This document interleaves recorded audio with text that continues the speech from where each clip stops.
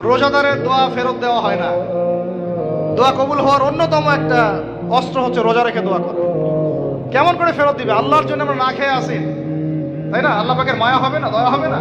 আমার বান্দা না খেয়ে আছে, আমার বান্দা পানি ত্যাগ করছে, আমার বান্দা স্ত্রী সহবাস ত্যাগ করছে, হালালগুলো ছেড়ে দিয়েছে আমার জন্য। তা আমি কেন তার দোয়া? অবশ্যই আল্লাহ পাক উপযুক্ত মনে করলে দোয়া কবুল করবেনই করবেন ইনশাআল্লাহ।